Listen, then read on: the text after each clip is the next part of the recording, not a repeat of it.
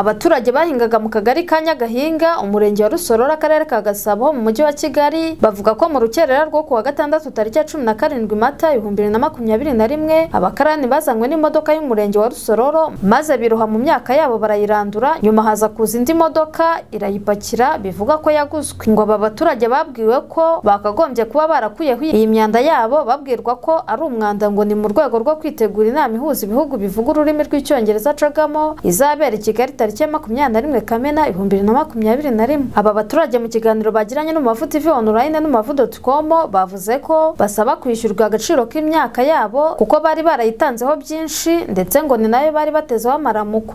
Uwitwa Uzayisenga Clementine umubyeyi w'abana 9 n'umwuzukuru umwe atuye mu mudugudu wa Kinyaga mu kagari ka Ruhanga. Giye kubona mbona ibishyimbo baraje barabirandaguye n'ibishyimbo ntabyo nabonye nasanze imodoka y'umurenge iri kubitwara ibitunda ibyo mbashije kubibabaza barambwira ngo barame ibiro 30 ngo byonyine byo ngo abari byo banyishyura nangije nabwana nge ntago mbitora kuko nari nzi ko nzagaburira igihugu cyanjye n'abana n'abanje bakarya n'umuryango wanjye ntago na ibyo bishyimbo nabitora banyangiriza amateke yararimo ibigori barabijyana nta na kimwe nabonye murakoze. Akomeza avuga ko aha hantu yatangiye kuhahinga mu mwaka 2008 ngo nyuma yuko Perezida Kagame asabye ko ahantu hari ibihuru hagomba gukorerwa isuku. Aha hantu twahafashe muri 2008 nibwo twatangiye kuhahinga tuhahinga mu buryo ko muzehe Paul Kagame tubwiye ngo nitugende dukureho ibinani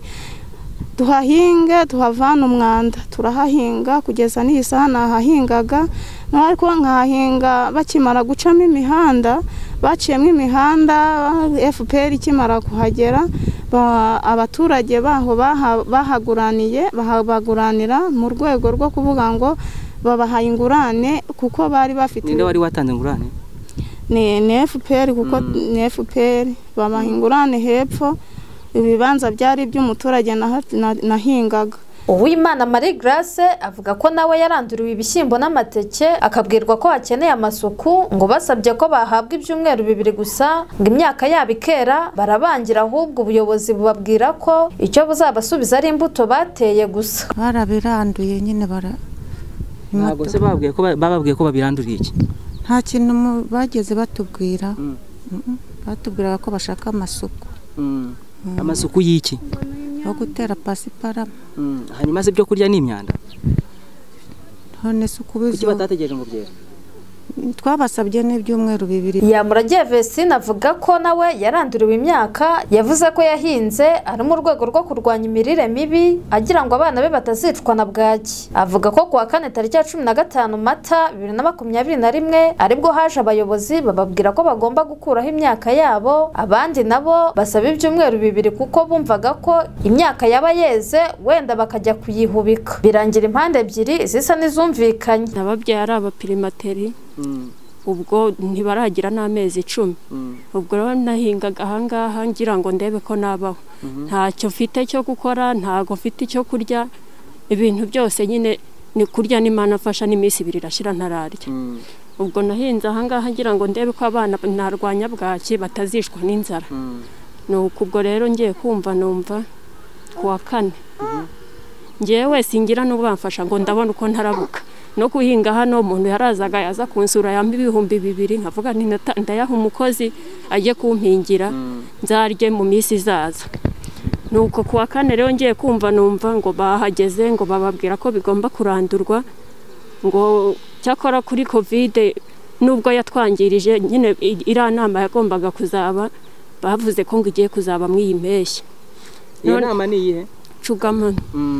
Noneho barangije ngo babizamo hano nge simbura umuntu ntwaza umwana ngo nze numva uko bimeze. Abandi babashije kuhagera barambwira ati batubwiye ko turabyihanganira ibyo bishyimbo bigiye kwera ari ibyumweru 2 tuzabisarura uko biri ariko bakabona uko batera pasiparumu. Ndavuga nti nta kibazo wenda ibyo byumweru 2 umuntu yabihubika akazabirya n'ukwezi. ubwo ndatuza ndavuga nubwo birakemutse uko byasa kose ntago umuntu yaba yarahinze ngo aburirize. Akomeza avuga ko yibaza niba bazaza muri iyo nama ntanda bagira yo kurya ku buryo bisaba kurandura imyaka mu gihe yari asanzwe asarura ibiro 80 by'ibishyimbo n'ibiro 150 by'amateke. Kwa gatandatu rero saa 4 ngiye kumva numva barampamagaye turi ahangaha ibishyimbo byawe babimazeho. Ese babyibye byagenze gute? Ati babiranduye VUP irimo irabimaze. Ubwo mba ndagiye njya gushakisha umuntu nagombye guhemba umuntu amafaranga 1000 yo kugira ngo ampekere umwana turaza. Tuhageze dusanga nyine bateranye barimo bararandura abandi bari inyuma bari gutera pasiparume nuko twumva turumiwe. Gerageraga se ko bari kubirandura kubera iyo nama igiye kuba. Uwo munsi mpagera kwa gatandatu bambwiye ko ari iyo nama. Niho ngenda babaza ntese inama nubwo izaba hari umuntu uzaza mu nama adafite inda yo kurya. Umuyobozi w'umurenge wa Rusororo abashijwe n'umunyamakuru umuwavu TV online n'umuwavu.com ikibazo cy'uko abaturage baranduriye imyaka asubiza muri aya magambo. Babikoze babizi ntabwo uyu muntu adufasha no kubabwira kuko master plan hariya nta buhinzi bateganyije. Ubwo rero mukuru ko mudufasha nawe kubabwira. Ariko ngo bari bavuze yuko ngo mushaka kugira ngo babe bakuyemo iyo myaka mbere yuko inama ya cogamo ivamo mwumvikana ko mubahaye ibyumweru 2 byo kugira ngo babe baretse yere neza. Bakubye ko bivuganye na executive umurenge babivuganye nawe. Bangiye ko babivuganye n'umuyobozi bo kujya bababeshya ngo babatware hirya no hino. Sebyo nta muyobozi wabemerera guhinga hari ahantu ibigori hano ntabwo ari igice cy'ubuhinzi. Yes. Ariko ntabwo se mwari mwigize mubivuganaho ngo mubahe igihe cyo kuba babikuyemo. Nta gihe twabahaye twababwiye ko batemere guteramo imyaka. Mwabibabwiye ryari? Hashize nk'amezi 2 niba nibuka neza. Hashize amezi 2. Ubu twahanyuze bari guhinga. Ubundi sina mirima ni y'umurenge. Ibibanza by'abaturage. Mwabivuganye n'abahinzi cyangwa ni ba nyiri ibibanza? Nabo twasanze bari guhingamo turabwira ko hano hatemewe guhingwa guterwamo imyaka. Ko bimaze imyaka se nka 12 bahinga kuki mwari mwaratinze kubibabwira? Ibyo myaka 12 ntubimbaze ko sindaharanira n'umwaka ngiye. Nibyo. Aba baturage bavuga ko ubusanzwe ibintu bitari bimeze neza ngo kurandurirwa imyaka bigiye kuba guhumira ku mirari kuko ariyo bari batezeho amaramuko bityo ko hatagize igikorwa nta kabuza bazicwa n'inzara.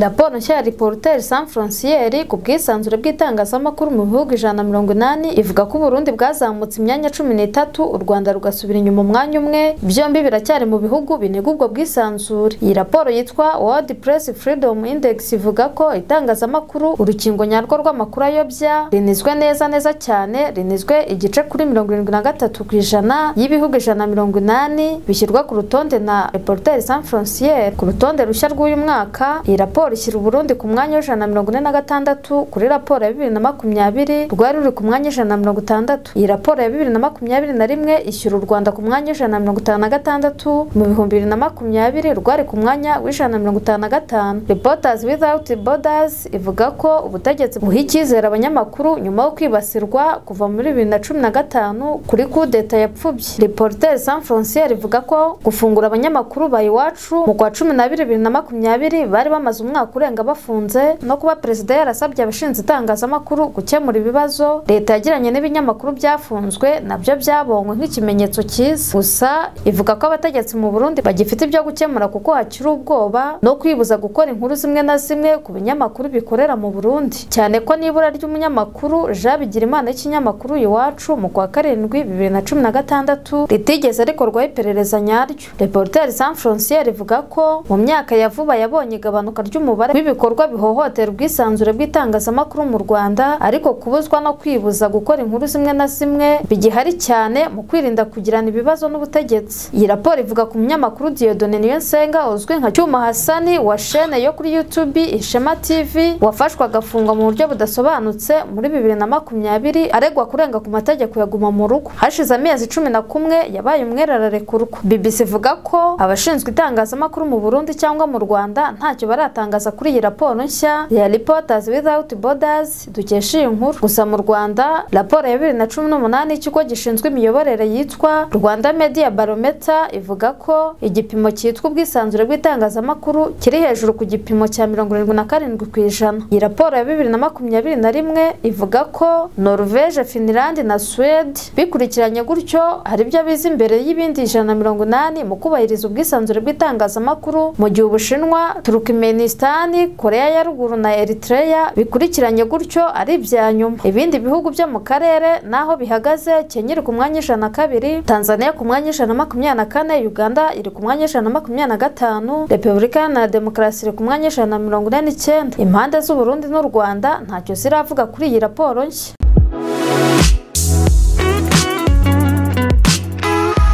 Abagabo 5 barashwe n'ingabo z'u Rwanda zibarizwa muri batayo 63 nyuma yo kubakekaho kuba abanzi b'igihugu ubwo binjiraga mu gihugu banyuze mu nzira itemewe. 2 muri bo bahise bapfa, abandi basubira muri Repubulika Iharanira Demokarasi ya Kongo. Aba baturage barasiwe mu murenge wa Rubavu, akagari ka Buhaza, umudugudu wa Murambi bakunze kwita Diaspora. Muri 2 barashwe uwabashije kumenyekana ni Nzayisaba Jean Damascene wo mu murenge wa Rubavu, akagari ka Rukoko, warashwe ahetse umufuka urimo magendu y'imyenda, naho mugenzi we ntabwo yari yamenyekana. Umuyobozi wungirije wa brigade ya 201 ikorera mu turere twa Rubavu, Nyabihu, Ngororero n'igice cya Rutsiro, Colonel Mpabuka Innocent yabwiye abaturage ko ingabo zishinzwe kubungabunga umutekano wabo atari ukubarasa, abasaba kwirinda guca by'umwihariko ahatemewe. Avuga ko badashinzwe kurasa abaturage, bashinzwe kubarindira umutekano. Ibintu byo guca hano nijoro ntitubasha kugutandukanya n'umwanzi, byiburuje ku manywa twakujyana ugahanwa, ariko abaza nijoro n'abagizi ba nabi kuko hano baca n'umwanzi nawe yahaca. Umuyobozi w'akarere ka Rubavu Habyarimana Gilbert yasabye abaturage kwirinda kunyura mu bihuru kuko baba biyemeje gufatwa nk'abanzi, abakangurira kwitabira kunyura mu nzira bemerewe. Avuga ko nubwo imipaka ifunzwe hari uburyo bwashyizweho bwo koroshya ubuhahirane hagati y'abaturage ku mpande zombi, ariko bagaca ku mipaka yemewe izwi. Mudufashe mukurikiza amabwiriza kuko birababaje kubona umuntu aza mu ijoro akanyura mu birindiro by'ingabo, ababikora mu bireke muze tubafashe. Mujye mwambuka byemewe, nabizeza nibishoboka ko umupaka mwasabye wa Rutagara hari ubwo uzafungurwa vuba. Dushosha basaba kunyura ku mipaka 3 yemewe ariyo Kabuhanga, Petit Barriere na Grande Barriere. Imbibi zihuza u Rwanda na Repubulika Iharanira Demokarasi ya Kongo mu mirenge ya Rubavu na Cyanzarwe hakunzwe kurasirwamo abaturage bagerageza kwinjira mu gihugu ku buryo bunyuranyije n'amategeko, abenshi muri bo bakaba ari abinjiza amagendu n'ibiyobyabwenge nk'uko tubikesha igihe.com.